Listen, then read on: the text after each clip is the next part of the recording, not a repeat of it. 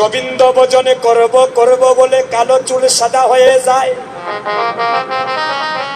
ধীরে ধীরে আমার নয়নের দৃষ্টি শক্তি কমে যায়। এমন একটা সময় আসে রে ভাই, আমার হাতিতে চরণে চলে না, দাঁড়াইলে মাথায় ঘুরায়।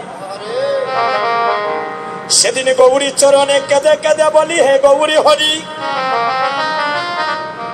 84 লক্ষ জুনি ভ্রমণী করে পেয়েছি সাদের মানবী জনম। এমন সাদের মানবে জনম পেয়ে এই জনমটা তো আমার গোবিন্দ সেবায় লাগলো না।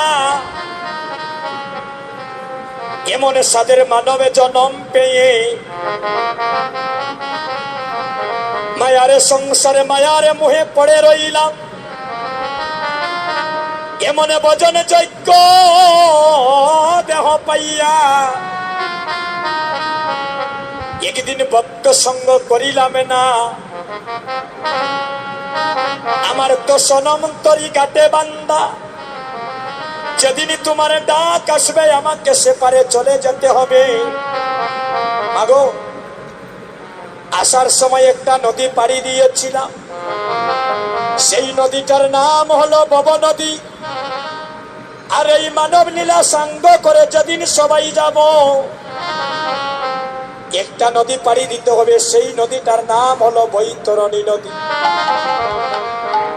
সেদিন তোমার সঙ্গে স্ত্রী যাবে না, পুত্র যাবে না, লক্ষ লক্ষ টাকা ব্যাংক ব্যালেন্স করা সেগুলা তোমার সঙ্গে যাবে না। একমাত্র যাবে মধুমাখা কৃষ্ণ নাম। এমন সাদের ভজনে যজ্ঞ দেহ পাইয়া আমার এই দেহটা তো গোবিন্দ সেবায় লাগেল না। এ গৌরী হরি, আমার মরণ কালে তোমার চরণে একটা নিবেদন জানাইয়া রাখি।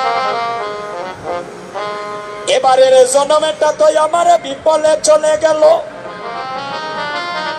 যদি তুমি আবার কৃপা করে আমাকে মানব কুলে জন্মে দাও।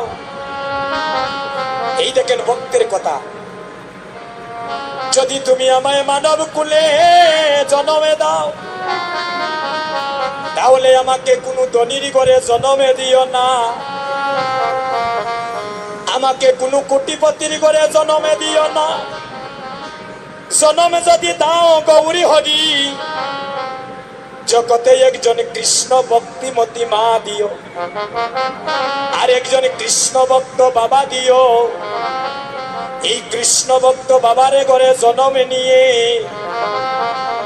জগতে যেন কৃষ্ণ ভক্তের সঙ্গ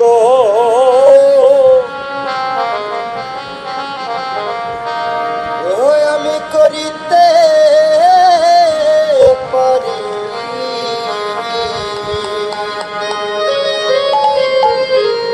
যেন কৃষ্ণ ভক্ত সঙ্গ